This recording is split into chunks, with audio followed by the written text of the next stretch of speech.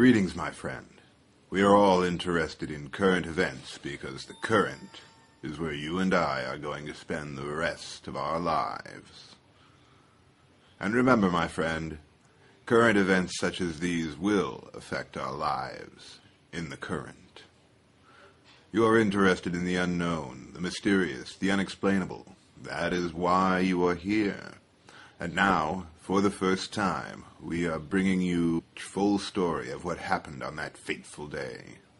We are giving you all the evidence based only on the secret testimony of the miserable souls who survived this terrifying ordeal. The incidents, the places. My friend, we cannot keep this a secret any longer. Let us punish the guilty, and let us reward the innocent. My friend, can your heart stand the shocking facts about Planet 9 from out of space? Dude, Zero Skull. Dude, you can call me Dude. You might read a story, you might travel through time, you might play a game or commit a crime. You never know on the ZERØ Show, the ZERØ Show, the ZERØ Show. It's the ZERØ Show episode, Planet 9 from Out of Space, made with milk from discontented cows. See 10 seconds when Ed Wood was as good as Hitchcock. Discover the Great Flood of 1937 through photos of the event. Find out who in Pulp Fiction scratched Vincent Vega's car. Here, great minds differ as two scientists give vastly different answers to the same question. And more. I might always be wrong.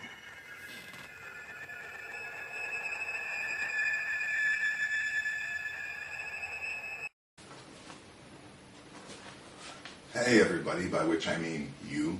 Hope everything's going well in the life of my loyal viewer. You are absolutely watching the most underground show on Earth. This episode features an interview with a famous scientist and almost a chat with another famous scientist. But they're both actual humans who actually responded to me. And yes, their responses are pre-recorded. We have a look at 10 seconds of Ed Wood's work that could be mistaken for Hitchcock by a sober person. We're also going to look at some photo documentation of the Great Flood of 1937, which you never heard of until just now, and which devastated the country during the Great Dust Bowl, which was a huge drought that affected Texas, Oklahoma, New Mexico, Colorado, and Kansas. And that was a time when the Southern Plains were called America's Sahara, which lasted from 1930 to about 1939. We'll also find out who scratched Vincent Vega's car. And did you ever notice that when skeletons are portrayed on TV or in movies, that when they're speaking, their teeth tend to close all the way? Isn't that kind of weird? And what is up with Jack Skellington's head? Like, are those his teeth? Or are those his teeth, you know? Like, because he's got teeth inside and teeth on the outside. And at one point, Zero, the dog, reattaches his lower jaw. So, like, what's going on with Jack Skellington's head? I don't... Anyway, lots of neat stuff, fun stuff, good stuff. I got a new high score of 827 at Turtle Bridge, so we'll take a look at that. Yeah, okay, so let's get on with the show. I hope you have fun.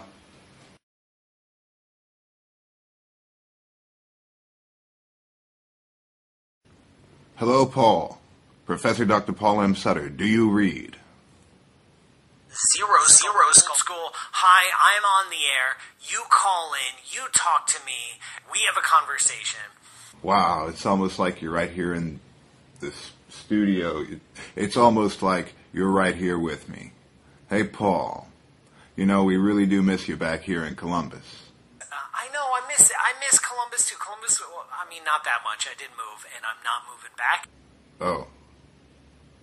Okay, there goes that. Columbus was a great city. Columbus was good to me. So in your opinion, what is the nerdiest vintage arcade video game? Asteroids. And why is that the nerdiest game? I can't let this guy go for a second. It's played on a tour worse. Asteroids is played on the surface of a donut because you can go around to the sides and you can also go up and down. It's a mapping of a two torus on it. Okay. So this next question I also asked, I also have here with me, live and not pre-recorded a year ago, Brian Greene. So Professor Dr. Brian Greene, hello. Is this thing on? Man, that Brian Greene is a charlatan. So Zero Skull says Brian Greene is a charlatan. Thank you, Zero Skull. I appreciate that. Sorry. So I was wondering, what's the difference between a black hole and a very massive Bose-Einstein condensate? It's interesting that you frame it that way, Zero Skull, because we had this nice mathematical continuum between black holes and particles. Bose-Einstein condensation plays an intricate and vital role in that linkage. So a kind of Bose-Einstein condensation of black holes is what is the control parameter that takes you from the more traditional image of a black hole to the traditional image of a particle. So it's a little subtle and involved, but that is one way of thinking about it. Thank you.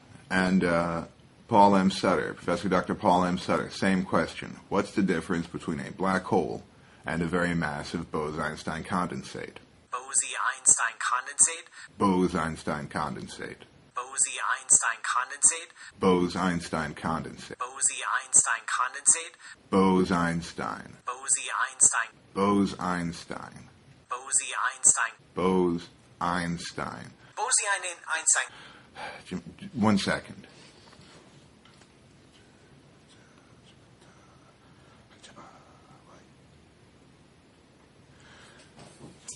Okay, Bose-Einstein condensate. What's the difference between a black hole and a very massive Bose-Einstein condensate? What is the difference between a black hole and a very massive Bose-Einstein condensate? Black hole is literally a singularity. All the material is collected into an infinitely tiny point. A Bose-Einstein condensate is when you take a bunch of particles and cool them down so that they start to share a unified quantum state. It's not necessarily about the pressures or the densities there. It's more about temperature there and about arranging the right quantum state. Okay, I guess I should have asked about a neutron star instead of a black hole. Oh, well, too late now. Well, Professor Dr. Paul M. Sutter. I know you're a cheese nut, and everybody knows I love Pac-Man, so let's combine those two into one concept. If Pac-Man were a cheese, any cheese, except cheddar, cheddar's too easy, what kind of cheese would Pac-Man be? He'd be Swiss. All right, I can accept that. But suppose we had a massive solar flare, twice the intensity of the Carrington flare. Could something like that affect Elon Musk's Starlink constellation and lead to a Kessler event, like in the movie Gravity, where all the satellites are breaking up and destroying all the other satellites? Like if we were to have a massive solar storm where all of our satellites would glitch out. Generally, our satellites are hardened against even the worst solar storms. They can go into shutdown mode. They can orbit for a while, and then we can turn them back on and do all the station keeping. Okay. Well, finally, of the tongue twisters written by Sylvia Fine, who invented the term, do you have a favorite? Charlie is cherry when choosing his cheeses, so cheese is a challenge when Charlie arrives. But Charlie is charming and chooses a cheddar, then chills it and chips it and chops up some chives. Of course, it would be the cheese one. Mine is Sally is selling. Hang on. Sally is selling her shop at the seashore. A shop at the seashore is so sure to lose, but Sally is unsure just what she should be selling. Should Sally sell seashells or should she sell shoes? Ugh. Yeah. Okay. Thank you for all the amazing questions, Zero Skull. All right. Now, Johnny Depp, do you believe Edward D. Wood Jr. was really the worst director who ever lived? He was not the world's worst director. I don't believe it either, and I have proof. I found 10 seconds of Ed Wood's work that is as good as Hitchcock. And you must know that Ed Wood worked in an era before video monitors were cheap and widely available, and the viewfinder always ran offset to the actual display. So Ed Wood would have had to be intimately familiar with the organizational properties of his camera. He would have to convey his intent to the production designer and to the lighting technician, and he has to have taught his actors exactly how to position themselves within the frame. And those are all indications of a good director. And now let's look at that scene. Where is he now? I haven't seen him since he took that policeman to the mortuary room. All right, that hallway's clear. How do you feel now? Okay, I guess. You see the framing of the shot captured by the edge of this chair, and then by this beam over here, and then this space up here, and then it's also captured by his leg. Can we see that? There we go. And you see his leg is also filling the negative space, so he is expanding out as the frame, and she is expanding out into the frame, and she's cutting off almost exactly at the corner. And that's a difficult thing to pull off. You see the midline is actually separated between this skull and this mirror, this vanity here. And the frame here mirrors the frame outside. And you see that he is looking in this direction and she is looking in the same direction. And then when she turns her head, her face will be inside the shot facing him, and so they'll both be in the mirror and extending out of the frame.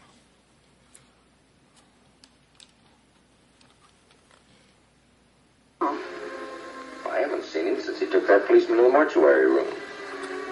And then we transition to the policeman. All right, that hallway's clear. How do you feel now? Okay, I guess.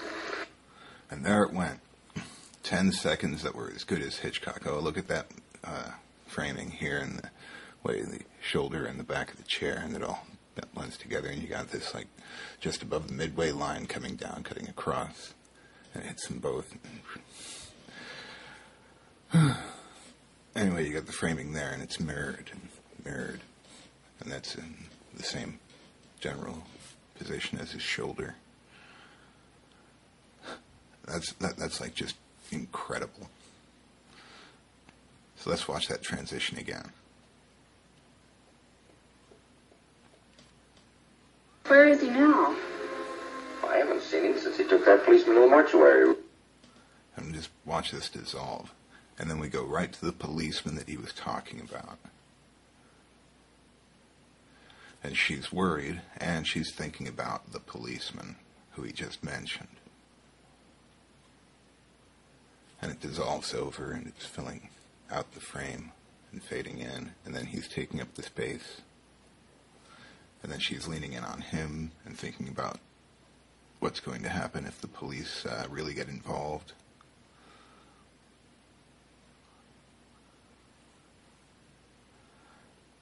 Boy, that's really just beautiful.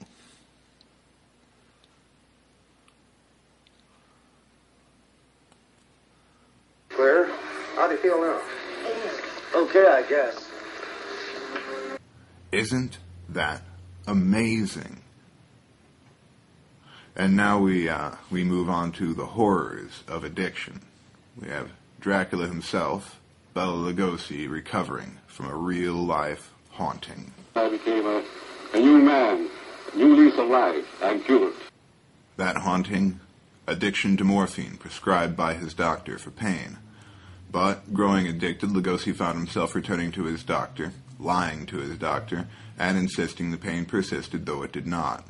And his doctor, complicit in the ploy, went on writing and renewing prescriptions for Dracula. A fact acknowledged by Lugosi. How did you ever happen to get on narcotics, let's put it bluntly? Oh, I had a very painful ailment. My sciatic nerves bothered me terribly. I suffered very much, so I went to the doctor and he gave me some narcotics to clear the pain.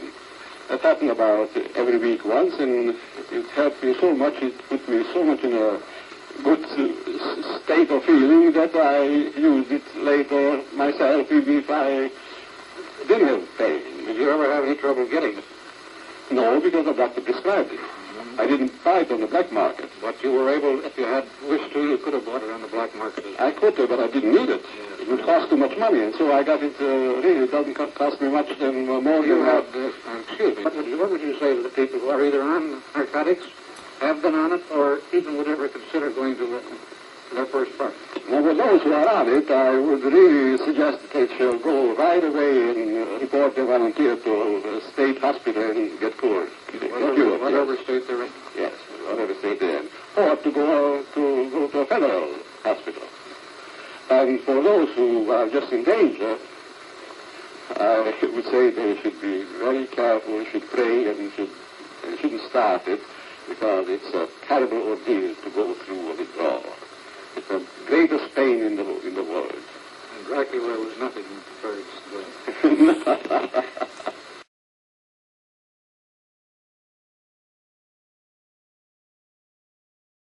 Hey, I'm ZERØ School.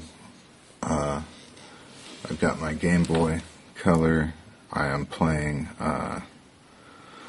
Turtle Bridge on Game & Watch Gallery 3. My current score is 809. My standing high score is 822. And I'm just gonna see if I can beat that score in this next run.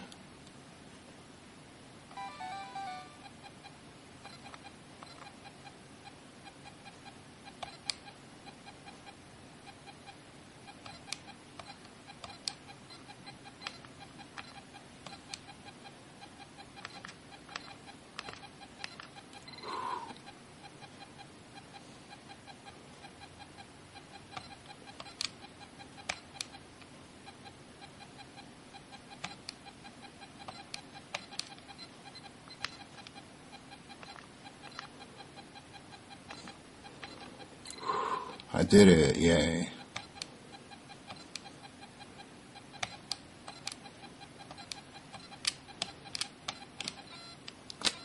Well, anyway, that's the world record high score at this game. That is Game & Watch Gallery. Oh. That's Game & Watch Gallery. Turtle Bridge. Game & Watch Gallery 3, Turtle Bridge, Classic, Hard, 827 points. Whew.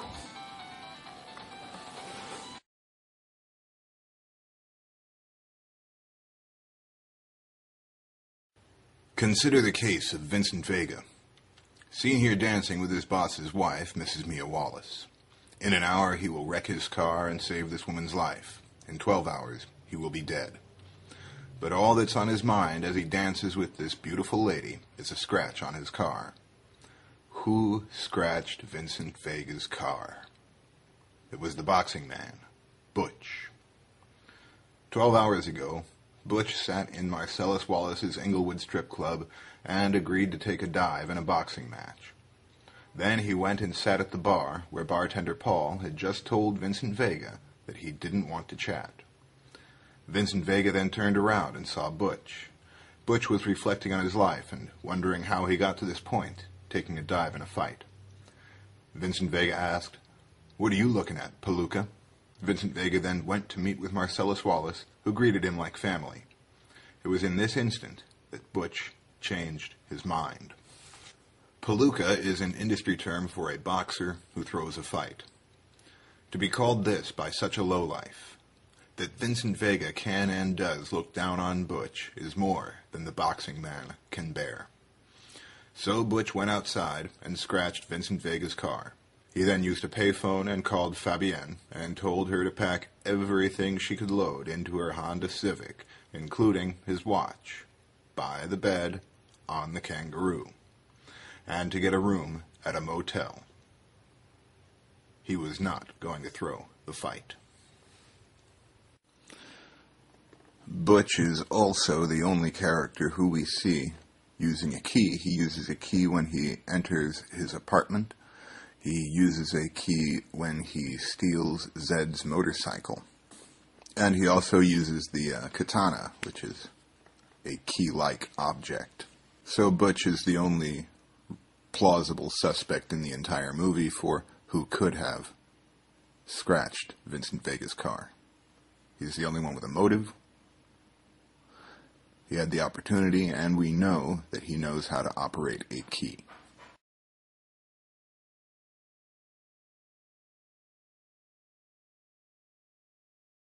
Water, mankind's gentle, patient servant, in shady pools, cascading from rocky hillsides, indolent and lazy in broad rivers, playful and bubbling in mountain streams, sparkling gem-like in sylvan settings, cool and invigorating on a summer's day, kindly friend of feverish brow and parched lips, accepting restraint in man-made reservoirs, upon whose bosom the canoe of a Boone, the flatboat of a Lincoln, led to the building of an empire. Water, raging, berserk, vicious, fearful, revolting, seizing and destroying, a monster. Water, a serpent robbed of its lair, spewing forth on the despoiling head of an unfaithful master its vengeance. Water, spreading suffering, pestilence, and death. Water, pure, profligate.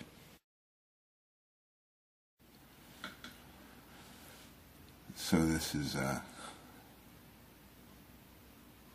you can see what happened is that the Ohio and the Mississippi, which converge here in Missouri, essentially became a lake this big. The 4 inches doesn't count, but the 8-inch region, and into there essentially became a lake, which extended up the Mississippi and up the Ohio to Pittsburgh, Pennsylvania. And here are images from Pittsburgh. I want to read this one because it is the least timely. Men must work and women must weep. While all the available manpower of Pittsburgh is mustered for rescue work and fighting flood efforts, neither women nor babies are forgotten. This graphic photo, made in flooded Pittsburgh, shows a weeping mother in the boat in which she has been rowed to procure milk for her babies. All the milk in the city was rounded up and held exclusively for the young and sick. And we don't know that she is actually weeping, it just says that she is. She seems to be hiding her face. And then here we've got Wheeling, West Virginia. I wanted to look at this one. It's a submarine diner. You can see it's a rail car diner. It would extend like 10 feet, 12 feet down, 10 feet, something like that. We've got Cincinnati. Up to the highway markers. The height to which the Ohio River's overflow has harassed Cincinnati is easily discernible when compared with the highway markers on the pole and the front of the building. The men in the boat are rowing about, looking for maroon folk. See, there's the highway sign, so you can assume that's about 10 feet. More of Cincinnati. Old Man River is in complete control. Floating fire. Firemen battling the floating fire created when a live trolley wire ignited thousands of gallons of gasoline that had spread over the flood waters when tanks were torn from their moorings. The blaze raged along a 3-mile front and destroyed or damaged 32 buildings. Covington. Mopping up after the big flood, the men of Covington, Kentucky, turning in with a will to clear the streets of their once attractive city of their heavy blanket of river mud, as roaring Ohio once more subsided, returning to its normal course here and carrying death and destruction further on as its crest swept toward the great Mississippi. Louisville. U.S. troops policing the flooded area. One of the duties assigned to regular Army troops in the flood area was that of policing the evacuated zones. Here, a soldier sentry questions adventurous photographers who must account for themselves, just as you or I. No roaming through the stricken districts unless on important business was permitted. And then there's this bit of dialogue here. Calling all boats, go to 28th Street and Kentucky Avenue, go to 28th Street and Kentucky Avenue, move families from their homes, calling all police, looters reported on Chestnut Street, police headquarters, orders are to shoot to kill. So he's not just there directing traffic. And then there's Louisville. 1937, Louisville, Kentucky. Completely inundated. The last trolley. A few minutes after this streetcar passed over these tracks in Louisville, Kentucky, Beargrass Creek rose so high it blocked all traffic. Complete water transportation. A boatload of furniture, beds, sewing machine, and all being rowed from a flooded home in Louisville to a relief dock. Many a scene like this occurred. Just taking all your belongings and getting on a boat. Homeless. Aged couple, man, 82, and his wife rescued from their home in Louisville, Kentucky, after flood waters of the Ohio had borne down on their home, are pictured here huddled at their stove on the back of the truck that moved their few belongings to higher ground. The stove was taken from the house. Still all right. And then also in Louisville, baby born after mother walks up 16 floors. An expectant mother was forced from her home in Louisville, Kentucky during the height of the flood, when the bed on which she lay on the second floor started to float. She gave birth to a baby on the 16th floor of the Kentucky Hotel here. To add to her suffering, she had to walk the 16 floors.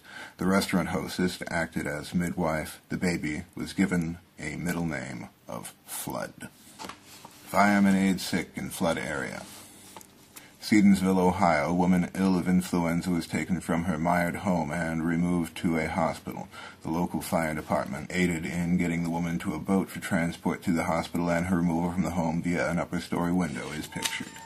Thrilling rescue of a flood victim. Swept off his feet by the raging flood waters, the victim shown in this picture faced certain death by drowning, temporarily clinging grimly to the trunk of a tree. Twice he missed the rope thrown to him by his quick-thinking rescuer. The third time he made it and was literally hauled to safety. Note the water in the background flowing over the $1 million concrete wall which surrounded the lowlands of Portsmouth, Ohio. All the roads leading to the city were washed out, and half of its 70,000 inhabitants were without food and water and facing disease and famine. Iron cots swung by water-trapped convicts smashed window bars and cell doors. The state prison at Frankfort, Kentucky, before the prisoners were removed. Here is a top cell block as it appeared after the rioting, as floodwaters rose to the top of lower block cells. Shattered cell block. A scene from the Kentucky State Prison at Frankfort after the convicts had been evacuated. 3 days of rioting preceded the removal of the convicts as the floodwaters crept higher and higher. Rescuer rescued. The head of the Evansville Red Cross unit clinging to a telephone pole as he begged for help. He and another relief official were thrown into the icy waters when the rowboat they were using fell apart in an eddy. Both were rescued. Forest supervisor drowned here, swollen to violent stage by unseasonable rains. The East Fork of the White River ripped out this bridge. U.S. Forest Supervisor Ray Dugan of Johnstown, Indiana, drowned when his auto plunged from the road as he tried to avoid the crevices in the bridge near Seymour, Indiana. And stranded. A little bit of flood flotsam. It's funny to think that that kid is now 90 years old. A little bit of flood flotsam. The tag he wears around his neck identifies this bewildered little boy as Oliver Dewey Carter of Earle, Arkansas. He is shown in a refugee camp in Memphis, patiently waiting for his parents to come for him. The photographer was unable to ascertain their whereabouts. Through backed-up floodwaters from the swollen Ohio River, which spread far and wide through southern Illinois, this Big 4 train plows on past Harrisburg, Illinois, to deliver relief supplies. The trainman scans a 10-mile pond. Paducah was hit hard. This aerial view of the widely famed town showing flooded streets as far as the eye can see affords some small conception of the magnitude of this terrifying flood. Cairo. Railroads crippled, pouring into this southern Illinois island town. Flood waters from the Ohio River surged over railroad tracks in Cairo, menacing the evacuation of refugees. After the historic Johnstown flood of 1889, this unusual picture, incredible as it may seem, shows the trunk of a huge tree driven right through a house. The photo was made after the flood waters of the historic deluge of 1889 subsided in Johnstown. This picture portrays what may be expected in the wake of a devastating flood, such as has just taken place. And as near as I can tell, this was published in February of 1937 and was made immediately available specifically to preserve the information for historical purposes, as it's stated here. There isn't a standard copyright mention. We don't know who wrote these words, and it simply exists as a historical document.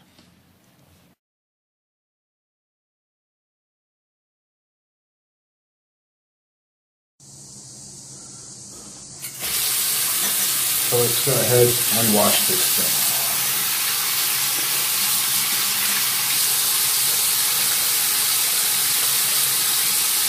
You want to get soap in there.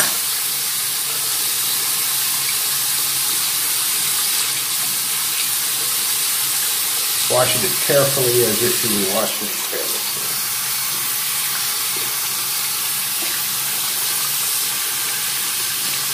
On the part, it's peeling apart easy.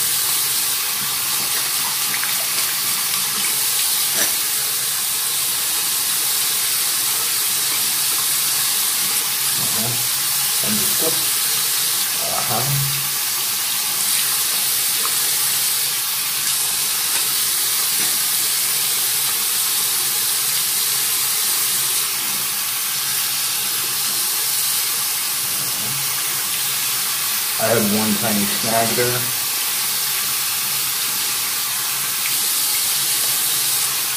Soap. Soap in there.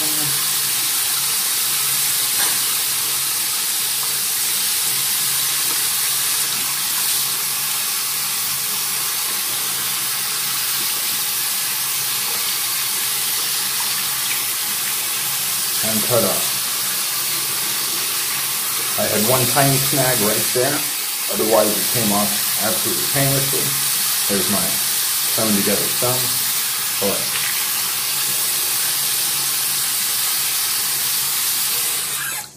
And thing.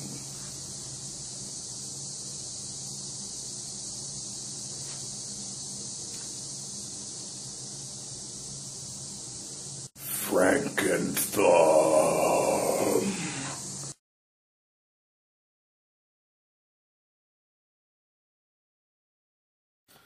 So I've just watched The Disaster Artist, and if you go into special features, main menu, if you go into special features and you go to the right, you'll get this Easter egg. See, but if you go to the left, it's not there. It's only there if you go to the right.